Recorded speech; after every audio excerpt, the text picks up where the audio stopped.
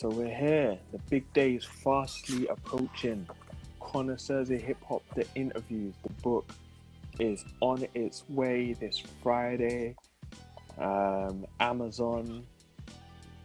Man, it's been 6 years. I think 2014 is when we started the Connoisseurs of Hip Hop, man. And it was an idea, late 2013, but 2014 is when we realized it.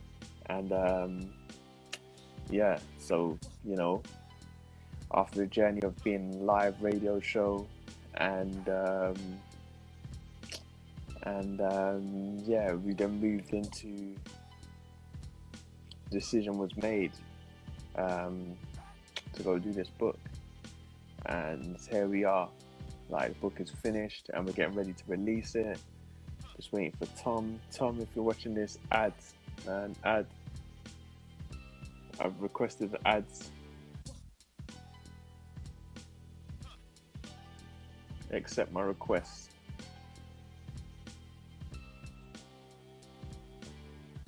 Yeah. Hey, here we go. Wow, what's going on? Is your audio feeding back or?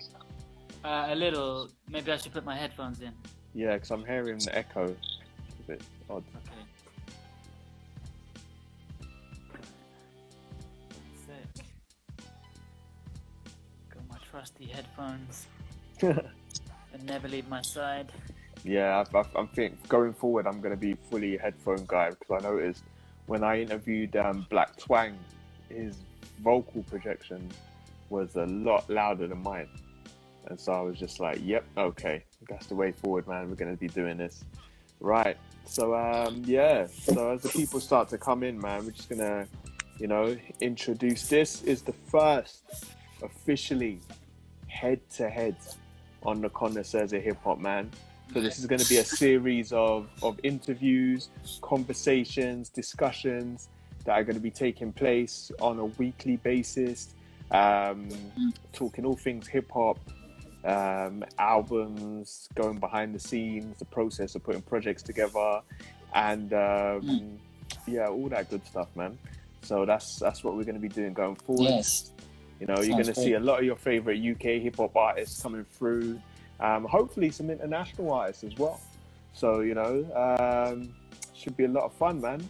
But obviously you couldn't kick off a series without having both the Connoisseurs in one place at one time, you know? Yeah, I'm glad you felt that way, Yeah.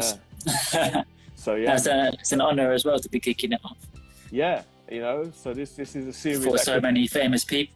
Yeah, this is a series that could be one day legendary, man. So, you know, at least we say we started here, you know, with a huge announcement for us, you know. So in this conversation, obviously, we're going to talk about the book, give you a bit of background about us individually, how we came together, the Connoisseurs of Hip Hop show, bit of history, some of our highlights, why we decided to do the book, and where we are right now and where we're going, you know, a bit of that, man. So I don't know, Tom, Tom, you want to kick this one off? Yeah, well, I don't know. It's so nice to have, you know, finally pressed publish yesterday. Yeah.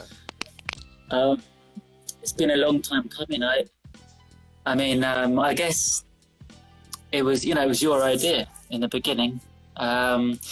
In fact, it was probably your idea just to do so many interviews and, you know, and go down that route.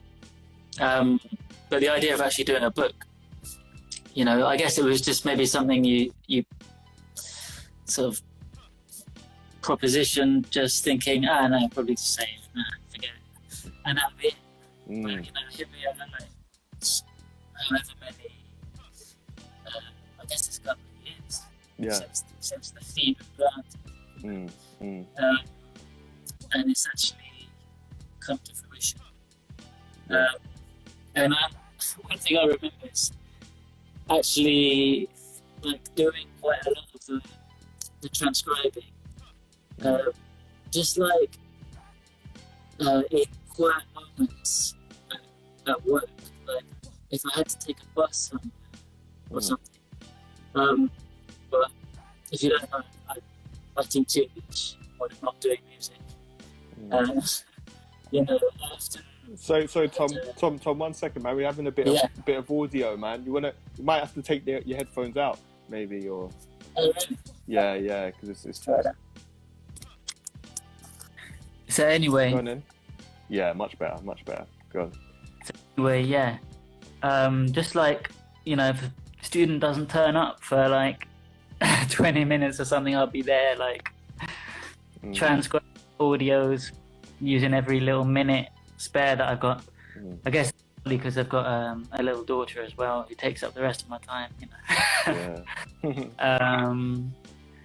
But yeah, so it's been like little snippets here and there. It's been, I guess, I was trying to calculate the other day how many hours work it is. Well, I think just the transcribing was about 100.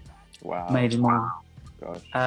Then plus all the sorting out, probably like near 200. Wow.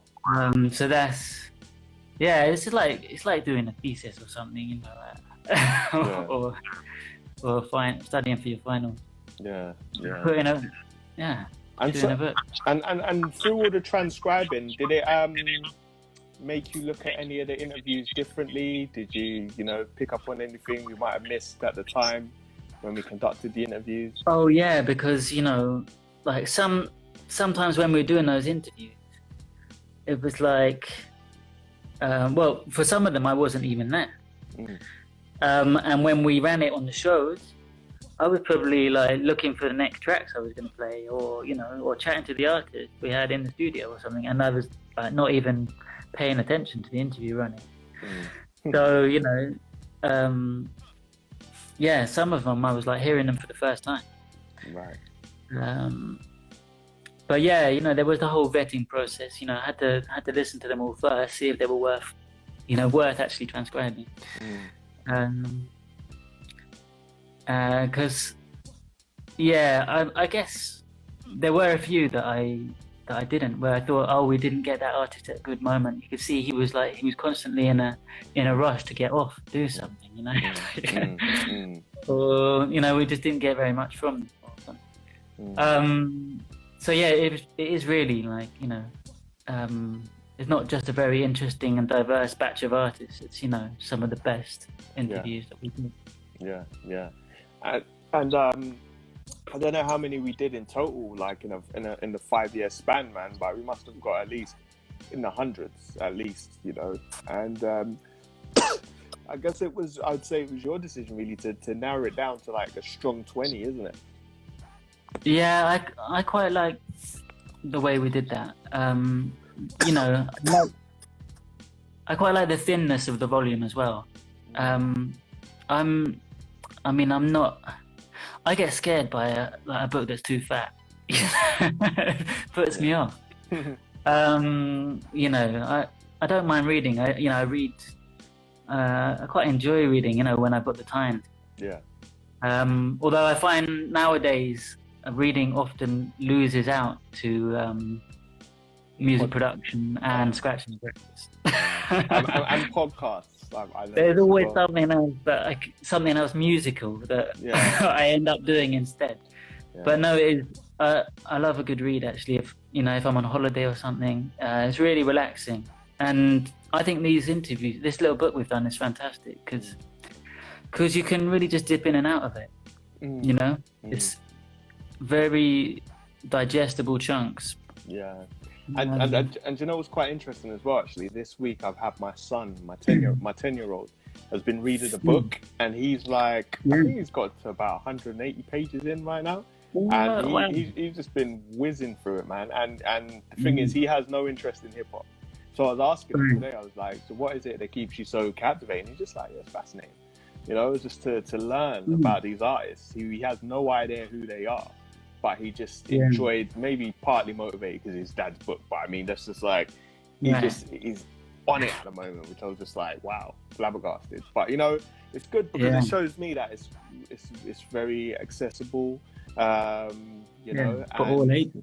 Yeah, right. And you're right. You hit the nail on the head, man. I think 20 interviews was just the right amount You know, it's just like the book is the right thickness, and it's just like, you know, it just, yeah, it's a good read, man. It's a really good read. Yeah, and you know, I guess there should be another one coming soon. Yeah, I mean, as personally, I'm a did I say soon? I mean, no, probably in a couple of years. Yeah. You know, personally, I'm a person I like to do things in 3, man. So I can definitely see us doing 3 volumes. You know, and right. You know, well, we might need some of these IG. Yeah, that's what I'm saying, and I think the third volume. Yeah, I think especially for the third, man, we should definitely, you know, update them and have new interviews as well.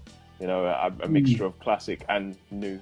You know, and a lot of artists will have I think going forward, especially with these head-to-head interviews, a lot of artists will be more open.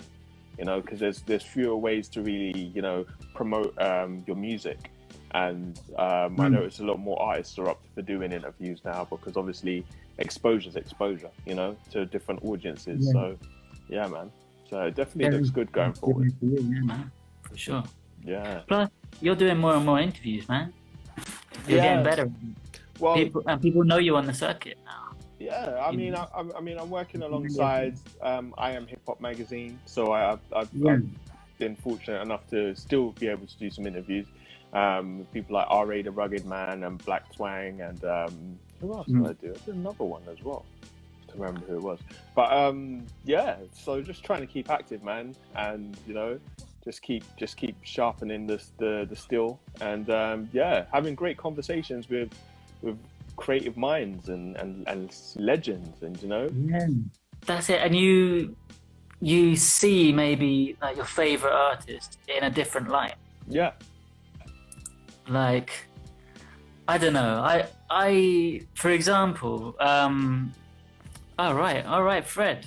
I see Fred's tuned in. Nice one. Yeah. Oh, I lost my track of thought. Yeah, I was going to say. So, like J. Rue the Damager, for example. Yeah, I had no idea that he was, you know, like black belt kung fu, and you know. Yeah. Yeah. And so, you know, and they met Jet Li, and like that was like a personal highlight for him and his life.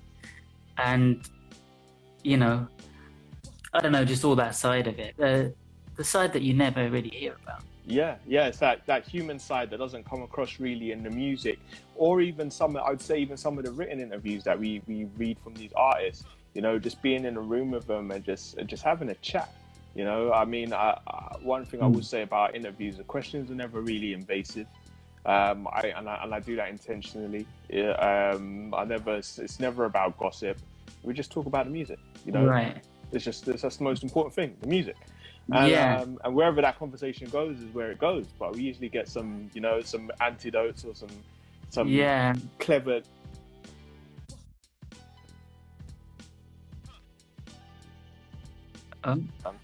Yeah.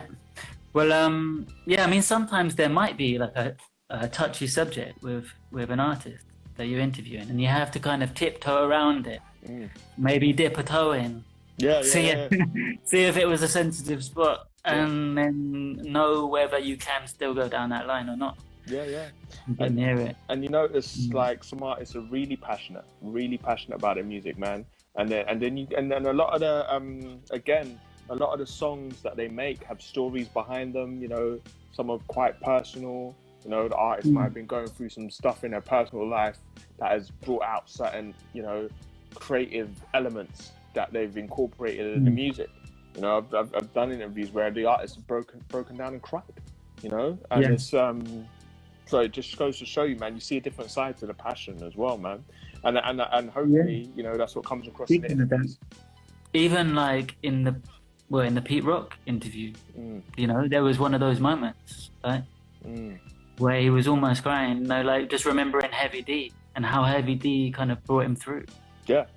Under his meaning. And that's the cool thing, man, with some of these interviews in the book as well, man. You get, for example, Illa J, who tells us a lot about his relationship with his brother Jay Dilla, who who passed away. And I mean, I think we've been fortunate that with a lot of these interviews, we've managed to get little bits on like most of the iconic hip hop artists. Like we've got bits on Tupac, bits on like R.A. the Rugged Man, working with Biggie, you know, and just loads of information that we, as listeners and as fans, never was ever privy to, you know? Yeah. Yeah, and you know, and then there's some kind of really kind of out the way interviews as well that I didn't expect to be the way they were. Okay. Like Charlie Tuna, for example, the way he went on about like the state of Chicago and stuff like that. That, you know, like it's too bad for him even to go back and check out his family. With the gang warfare going on there. Yeah. And then other things like the Moni Love one, I love that interview as well. Just the way, you know, with her working with Prince and Whitney Houston. You know, those things was totally unexpected, kind of came out of nowhere. Yeah. And ended up being really interesting. Yeah, man. And was there a moment out of any of those interviews that you remember, obviously being there personally, where you were just like a bit taken back, like, wow, you're kind of like my musical hero, or, you know, and just to be there with you, to have this conversation, it's a bit surreal. Oh yeah, that was happening a lot. Like, I don't know, particularly with someone like Jazzy Jeff, for example. But even with people like, even with Shawnee T. I know he's not his interview's not in the book, but just being like doing a show with him there, it was like, wow, like I love this guy. I love this guy as a musician. Like, and I can't believe he's here, like, and he's talking about how happy he is to be here with us, you know. You know, and that's, you know, that was really a wonderful thing about it, man. Yeah, and that's the amazing thing for me, and I'd say probably for both of us, really, you know, having I'd say we are literally independent duo, man. There was no major co-sign for us, no major finance behind what we did. You know, it was just literally for the love of the music, man. And we managed to catch, especially with all these interviews, we managed to catch all these people like on a just. It was just chill, you know, chill. Yeah, I think that's what they like about it, you know. That it's not like the BBC or something, you know. It was pirate radio. It was Itch FM or Real Rebels or whatever. It was very much, well, as close to like being in your own yard as possible. You know? And that's what makes people happy, you know. That relaxes them, and you know, and they can get things off their chest. Yeah, man. Yeah, and that openness is, you know, something that I think will be a nice, cool quality that comes across in the book, you know. And for me personally, you know, just my first book, and just the wow factor of the book coming through my door, and just be like, my God, you know, we've done it. It's here. It's done. You know, and I know there's a lot of people in this world that obviously we all talk about doing books, but few really go and actually do the book, you know. And where can we get the book? The book will be available on Amazon this Friday. So so basically, if you've just joined us, you know, this interview is just me and Tom just discussing the book, discussing a bit of history of the Connoisseurs of hip hop, and you know, just the experience of putting this project together, man. You know, which is really cool. Yeah. Absolutely. Yeah. So Tom, I mean, for you, in terms of a journey, you know, initially when we started off, obviously we were just putting a podcast together, and then obviously to see it elevate to the point where we're doing radio shows and interviewing people, and now to the point where we've published our first book, you know, is there, you know, in your mind now, it's like, is it to the moon next? What? No, I'm just glad, you know, that we've kept it together and we're still doing it. You know, I think we both have this kind of love of hip hop, this kind of undying love of hip hop that we just can't shake. You know, we somehow always manage to find a moment for it, no matter how busy our lives are. Yeah. And it's just like a part of our DNA. It's there, and you know, and that's, for me, that's what comes across in this book as well. And the 20 interviews is just, you know,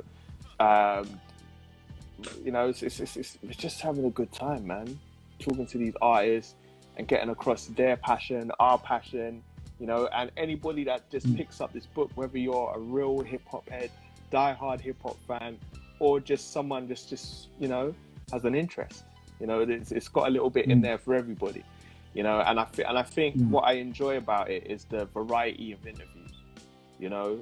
We've got female MCs, we've got legends, we've got producers, we've got UK artists, you know. It's not just American, it's international as well, man. But it's like nothing feels out of place. It's like you with the selection, you've crafted a selection of interviews that are just, you know, it just gels. It's like it's nice little mixtape we've got here. Yeah, I mean, there were several things taken into account there, you know. Geographically, I wanted to represent, you know, both coasts of America for sure. Because it was, you know, we had far more East Coast artists than the other side. But and then also with with female MCs and dudes, you know, it goes without saying. That's pretty. Well, the numbers are stacked against you there. So and then similarly with new artists to old artists. You know, a lot of the guys that we kind of grew up with, you know, that stuff is now old. That's like considered old. And that's a common complaint that they had when they came over here, was that, you know, in America they've just moved on and they don't show a lot of love to the veterans and the pioneers, you know. And they seem to get more love when they come to Europe or when they go to Japan. You know, we seem to celebrate them more, you know, which is a tragedy, really. But I mean, at the same time, you know, these are people that have laid the foundation for the stuff that we do, for the way that we produce, for the way that we write our rhymes and make music, you know. So, you know, it's all about celebrating them. And to me, this is what this book is. It's a celebration, you know, of the past, present, and future. You know, and whatever your interest, man, if it's making beats, you know, you're hearing insight from Pete Rock, Jazzy Jeff, you know, these pioneers of hip hop culture, you know, giving you insight and stories behind how they made some of those classic beats that they made, you know, and you know, behind the scenes stories of how they made some of those classic records, you know, and especially with some of the UK artists, you know, people that I know personally. But we're hearing stuff that we did not know, you know, and obviously interviewing guys like Skinny Man, and obviously the late Ty is also featured in this book, you know. And I feel honoured to obviously have had a couple of opportunities to interview Ty, you know, while he was with us, man. And he gave us so much, so many jewels, you know. The man was a treasure chest, like he was, you know. Yeah, he's so knowledgeable as well, and had a great sense of humor as well. You know, besides putting out like quality album after quality album, he had real consistency and an amazing love for it as well. You could tell.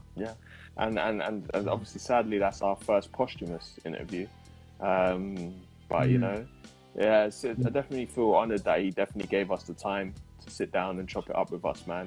And hopefully, you know, he's one of the people that we've dedicated the book to as well, you know, in his memory, and because he's an integral part of our journey as well as Connoisseurs. He had a genuine love for what we were doing and supported our show, and spoke very highly of us, and whenever we made the call or invited him, he was more than happy to come on the show, you know. So you know, and that's what I love, man, especially about artists like that of his stature. You know, there's no ego there. It's just like, I like what you guys do. I'll come down and let's have a conversation. You know? Yeah, it's amazing how many like people we have an amazing respect for. We're so willing to come and do a show for us. Yeah. I mean, you know, I wanted to mention. You mentioned who the book was dedicated to.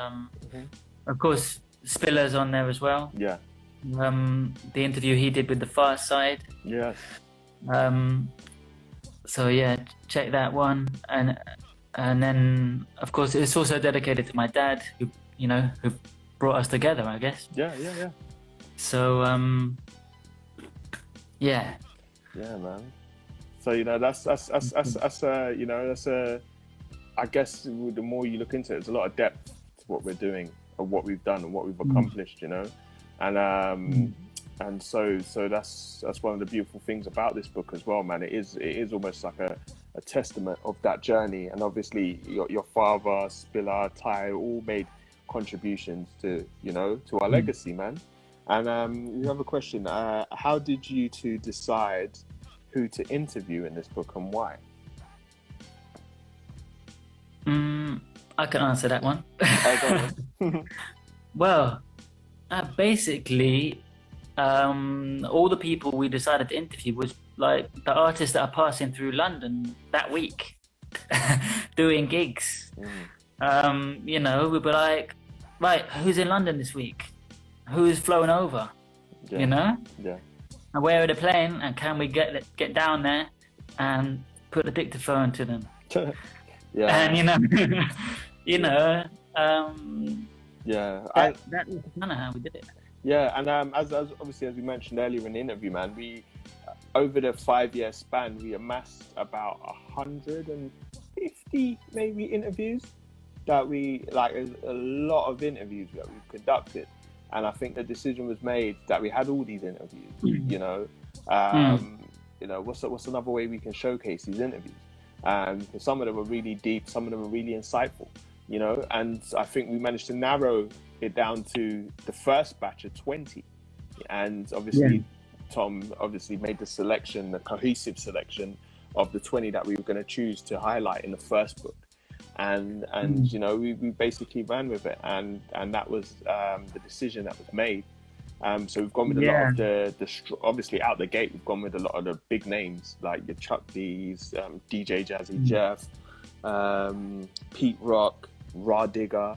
You know, a lot of big artists are featured in this first book, man. You know, and yeah.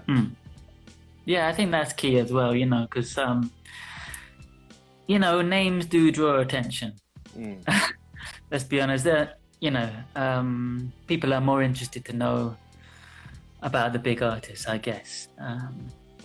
That's kind of common sense. But yeah, I kind of, you know, I did start the transcriptions and kind of, I remember I did the whole Roy Ayers interview. Yeah. And then we were like, no, we're not going to do Roy Ayers. It's not gonna work. And it was a long interview. I remember that interview, man. You know, I remember that interview. Yeah. And, you know, and is there anyone we feel we've missed out? I don't think for this first one who we've missed out. They could go in the next volume, isn't it? Yeah, there's gonna be like ultimately, I reckon we'll do a trilogy of these books, and you know, and already there we've already started to have a loose idea of who we're gonna include in the second book. So you know, but I think one of the great things, obviously, me and you, Tom, we do read a lot of hip hop books. You know, I've got a bookshelf full of hip hop books, you know, and I thought that for me, you know, if we're going to do a book, it has to have like a unique selling point to it. And I think the unique thing about this book is that I've not seen a book like this before, you know, with a collection of artists like this before, you know, transcending generations of hip hop history like this before, you know, and it'd be interesting to see how well it does when we market it to other countries across Europe and Japan and the States, you know. Well, yeah, the States would be a really interesting one because a lot of the artists in the book are from the States. So, Yeah. that'd be a really key area.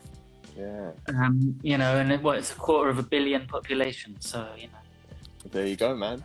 And 1 in 250 won it. That's 1 million people. Yeah, I think we may have to do if we do a revised version, we have to do an audio version as well, man. So the question is, who is the most interesting person you got to interview and why? And what elements have they brought to the book? Yeah, that's a couple of questions. Let's maybe separate them. Okay. Who was the most interesting person To interview? For you. I don't know. You know who I was really interested by? Just the fact that you were interviewing him. He's not in the book, actually. Oh, okay. So, yeah, no, maybe that wouldn't work. Let me choose someone from the book. You know who I was going to say? So I was going to say, I forget his name now. The guy was in London. The guy was in London Pussy with Rodney. Oh, Bionic. Yeah, that's it. Yeah, because he never does interviews. I was so impressed you got him to come in and do that. That was man. But yeah, then I was so, in a way, I was so disappointed by it as well, because I was like, do you realize what you had with London Pussy? And you just let it go. Man. It's like, no. Yeah, it was a different. Yeah. It was a different time, man. But Bionic, man, if he's watching this, man, he's a very special artist, and a very unique artist, and such a unique voice that he brought to hip hop, man. And he probably doesn't even realize the amount of artists he's influenced over the years. And I truly hope that we can do him justice. I'd even like to interview him again, really, and for an extended period of time. But in regards to what people in the book that we interviewed, for me, probably one of the most fascinating people is probably Kool Keith, because with Kool Keith, there's no reference point, because Kool Keith doesn't do interviews. He's notorious for not doing interviews. You couldn't even find one on YouTube. Yeah. And the fact that he agreed to let us interview him was just like. But then obviously once you're interviewing him, it's like, because you've got nothing to go off of, it's like, where do you start? And he's such a, he wears his creativity on his shoulder, man. It's just like, if you look at his body of work, the man is so multi-dimensional, it's insane. He's like a kind of hero to me as well. In fact, I say in the Kool Keith interview that Dr. Octagon was like basically the first hip-hop album that I ever bought. I think I'd listened to the score or something before that, but that was kind of it. Yeah. And that was just mad, because we discovered DJ Shadow first, and then on the same Mowax label with James Lavelle, that they did Dr. Octagon, and it blew my mind, man. Yeah. I mean, that is a properly quirky, weird album anyway. It's it's out of this world, and in more ways than one. Go on. Yeah. And I'm saying, just to get a bit of his creative process, behind how he put it together, it's, those little nuggets of wisdom is just like. And they were like, it didn't work at first. They were like, Dr. Octagon was just like, nah. And then they were like, the only reason that anything came of it because Automator absolutely loved it, and they said Automator spent longer mixing it down than they spent making it. Wow. See? Because it was his baby, really, and he totally believed in it and loved it. Yeah. And made it work. Yeah. I think another standout one for me would probably be Chuck D. It's like, I never in my wildest dreams did I ever think I'd ever get to sit down and chop up with Chuck D. Because to me, he was such a mythical figure in hip hop. And just to sit down on a human level and him talking about, like, look, man, I gotta get back to the hotel before my wife calls me, just to check that I'm just behaving myself, But I mean, just to hear him, like, Man. just talk Yeah. about things, cultural things, topical things, you know, and get his views on politics and music, because there's so much like depth to an artist like Chuck D. It's like, where do you start? Yeah. You know, that's one of those interviews that could go on for hours, you know? Well, yeah, he puts out so much thought just on record. Like, you know, to actually sit down and pick his brain as well. It's just like, wow. But amazing that he could be so kind of down to earth as well at times. Because on record, he's so like, right, I've got to get a message because I'm a leader, I'm gonna have a message to all these people. And then, you know, you can just chat on a one-to-one as well. Yeah. So what would you say is your experience of like interviewing someone like Large Professor out in Czech Republic? Because I don't want to give the misconception that all our interviews were conducted in the UK. Like if we had the opportunity at a festival to meet some of these artists whilst performing with the freshers, you know, we obviously took that opportunity as well. Yeah, well, that was a dope festival, and you know, Large Pro, you know, he's the man, basically. I still love that. What is it? That Nas remix. Well, actually, he said maybe that was his own favorite. Ain't Hard to Tell remix. Right. That was one of his favorites. He then said Slick Rick, It's a Boy as well. But like those tracks, like they're some of my favorite tracks in hip hop, and he's responsible for them. Yeah. You know, and I don't know. Just to see the guy and like he just kind of he is hip hop in a way. Like everything about him is hip hop. He kind of oozes hip hop. And you know, I don't know. We talked about the Nas album film, a Main Source. Of course, that was like a Main Source reunion, of course. Yeah. Or Digging in the Crates reunion as well out there. Oh no, you're right. Main Source, that's correct. Yeah. Digging in the Crates with it. Yeah, and I'm looking at the book at the moment, man, and we're just like, for those those moments, just like hanging out with Digging in the Crates. Yeah. At the moment, it's like, what am I doing? It's like, that's Lord Finesse there. That's Diamond D just there. Yeah, it's such an incredible book, man. But I mean, should we give it a quick rundown of the artists that we've interviewed in this book? Everyone that's just joined us. So obviously we've talked about Cool Keith and his DJ. Cutmaster Kurt, of course. Cutmaster Kurt. Chuck D. We spoke about DJ Jazzy Jeff, Ty. J. Rue the Damager we spoke about Moni Love, spoke about Large Professor, DJ Maceo from De La Soul is in the book. Obviously you spoke briefly on the Far Side. For sure. From the UK you got Leaf Dog, from High Focus, legends like Skinny Man, obviously the late Ty, Slum Village, Illa J Dilla's little brother, Pharaoh Monge, Talib Kweli, Charlie Tuna, Homeboy Sandman, and Black Milk. Yeah, you know, that's a heavyweight selection, man. And obviously you guys can read all about it when it officially lands this Friday.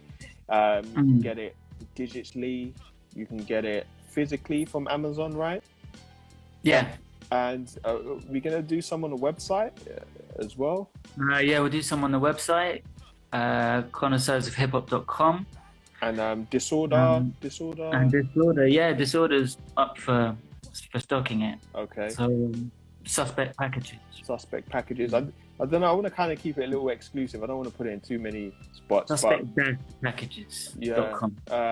Some independent bookstores, and hit us up directly as well. Like, I mean, you think if you're into getting signed copies, we can do that as well. You know. maybe I'm sure you consider doing some merch, maybe a tee or two. A tea. This is the first I've heard. But I'm just throwing an idea out there, maybe. Why not, man? You know, everybody puts a tea with everything these days. You know, when an album have a tea, you know, get a tea to go with the book as with well. The album cover. I mean, sorry, with the book cover. Yeah. You know, that could work. That'd be awesome, man. Do you want to give out any more details of how they can get the book? Is it directly from Amazon or is it? You just go on Amazon in whatever country you're in. It's all over the European ones and America as well. Oh, nice. And just type in Connoisseurs of Hip Hop, the interviews. Yeah. And you'll see the ebook and you'll see the paperback. Yeah, man. Get the one you want. So we've got someone that's up for a t-shirt, so that's dope. Listen, we're open to ideas. I'm going to be promoting the hell out of it, man. I've got an interview tomorrow night actually as well about the book. So we're going to be doing a lot of press, a lot of promo to push it and promote it. Obviously on our own platform as well on Instagram. We'll be pushing this the book and just encouraging people to check it out, man. I mean, if you know, go with it with like an open mind. You know, it's for a wide range of people. You know, age groups. Anybody can get into it, man. I was talking about my 10-year-old son earlier on. He's reading the book at the moment and enjoying it. You know, it's a really cool read, man. You can jump in at like all the interviews on different chapters. You can jump in at any point, you know, or you can read it from beginning to end or end to beginning, whichever way you want to read the book. Actually, even my mum's read it. Oh wow! See? She said she liked it. So. See, I missed the trick. My mum went on holiday this week. I should have gave her a copy. It's truly universal if she likes it. Yeah, man. And she listens to classical. So yes. There you go. That's incredible. That's incredible, man. And So really and truly, like I can't wait to get the feedback. And obviously, it's our first book, so obviously we're gonna experience what it's like to, you know, get feedback, positive mostly, hopefully, and push on with that and apply it to future books, you know. Yeah, absolutely. I mean, you know, there's been a bit of a learning curve with the first book. I'm sure second time round, you know, things will go a little quicker, maybe. Yeah. And I mean, also there's an accompanying playlist to those artists as well. We just put a podcast out, didn't we, about where we officially announced the book on our 100th Connoisseurs of Hip Hop podcast, where you can hear music from all the artists that are interviewed in the book. You know, so it's a nice. And you can check out that recommended listening list for yourself. You know, listen to the tracks all the way through, because in the mix, you know, it's a lot of tracks to get into one session. So sometimes I just do one verse and move on. Yeah. You know, check them out. Yeah, and I'll probably put a Spotify playlist together as well, man. So if you guys are on Spotify as well, you can check out some music from some of these hip hop legends, man, whilst you read the book. You know, so all to the goods, man. Yeah, is there any other thing, anything else you want to add about the experience of doing this book, putting it together, Tom? Well, I don't know. It feels great to have it, and you know, to have done it as well. There might have been moments like near the beginning where it felt a bit daunting. But you know, if you just break it up into little baby steps, before you know it, you're halfway through it. Yeah. And see the light at the end of the tunnel. Yeah. 100%. Great to have done it, man. 100%, man. And hopefully our enjoyment of putting it together will come through when you read it, man. You know, and obviously taking this opportunity to thank everybody that was with us for the journey.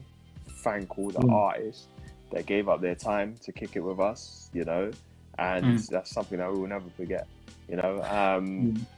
And obviously thank you guys for tuning in and hanging out with us for about an hour. to talk about this book. Yeah. You Been that know, long. yeah. Right. Yeah. You know, it's kind of cruised by, but I mean, We can ramble. But not in the book. yeah. We're a lot more concise in the book. But I mean, but I mean, the purpose of this head-to-head really is the first of a series of interview segments that we'll be having on the Connoisseurs of Hip Hop Instagram channel. And so make sure you stay tuned. I'm going to be dropping these weekly. Officially, maybe Tuesdays might be the day, you know. So yeah, and we're always open to suggestions, man. So if there's any artists you would like us to interview, trust me, drop it in the comments, you know, and we'll hit them up, man, and have a head-to-head, you know. Yeah. Well, yeah, it's true. The world is a much smaller place now. That's right. Everyone's so connected. You know, we're discovering this more and more just through being confined and things like that. Yeah. You know. Yeah. So, you know, wish everybody health, man. I mean, yeah. Is there anything you want to plug, Tom, before we peace out? I know you got an album on the way. Yes, after Tom dropping an instrumental album, Club Fresh are planning November Rain, man. Yeah. So you know, it's gonna rain albums and things. Projects, man. So that's an exciting time, man. First single for my album, Kentish Town, has just been released. So if you haven't heard it yet, make sure you go check that out. During November Rain, our label, you'll get a solo album from myself, solo album from Tom from Archer, and one from Dre Styles throughout the month. Every week you get a different project, man. So that should be exciting. And the most exciting thing right now though is the book, man. Make sure you get this. Connoisseurs of Hip Hop, the Interviews Vol.1, dropping this Friday. You know, it's an amazing read. You know? Yeah. It's official, like a ref with a whistle. Yeah. Wicked, yeah. And then, so remember, go to connoisseursofhiphop.com for that, for the link, and